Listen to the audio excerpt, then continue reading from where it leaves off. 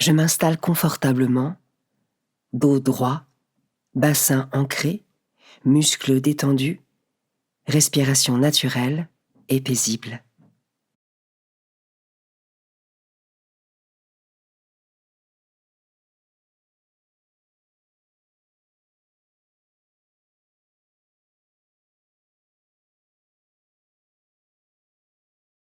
Je prends une profonde inspiration par le nez et j'expire longuement par la bouche. Je ressens la détente dans mon corps. Je recommence 2 fois.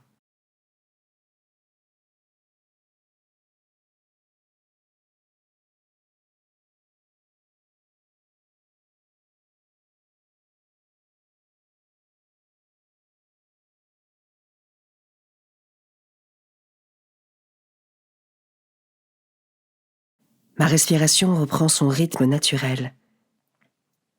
Je reste en silence quelques instants.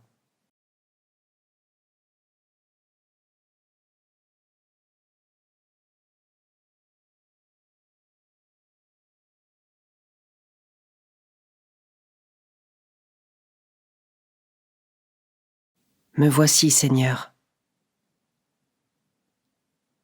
Je me présente à Dieu avec mes mots.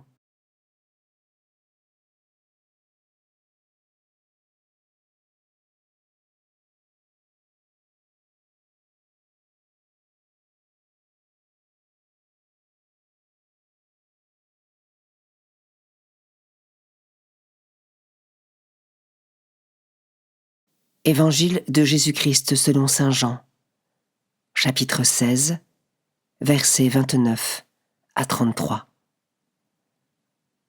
En ce temps-là, les disciples de Jésus lui dirent : « Voici que tu parles ouvertement et non plus en images. Maintenant nous savons que tu sais toutes choses et tu n'as pas besoin qu'on t'interroge. Voilà pourquoi nous croyons que tu es sorti de Dieu. » Jésus leur répondit : « Maintenant vous croyez. Voici que l'heure vient. Déjà elle est venue, où vous serez dispersés chacun de son côté, et vous me laisserez seul. Mais je ne suis pas seul, puisque le Père est avec moi. Je vous ai parlé ainsi, afin qu'en moi vous ayez la paix. Dans le monde, vous avez à souffrir, mais courage. Moi, je suis vainqueur du monde. »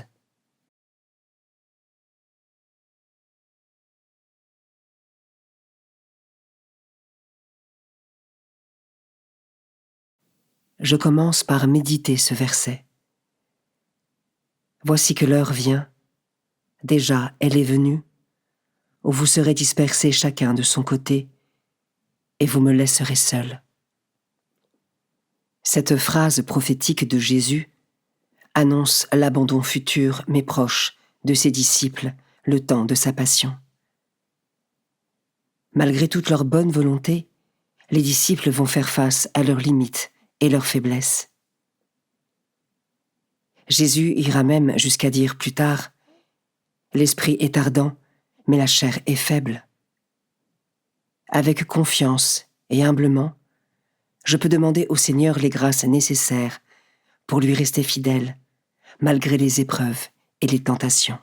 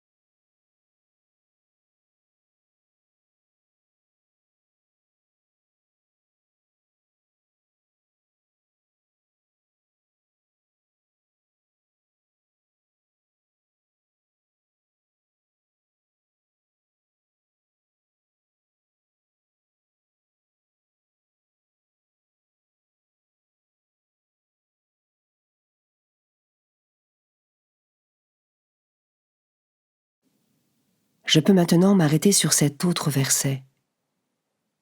Mais je ne suis pas seul, puisque le Père est avec moi.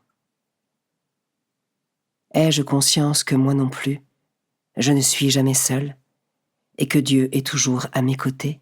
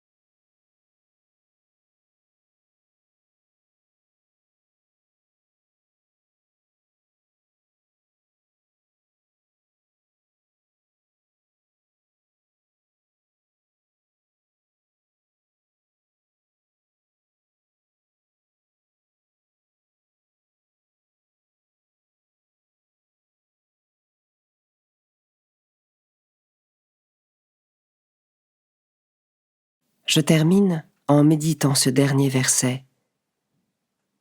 Dans le monde, vous avez à souffrir, mais courage.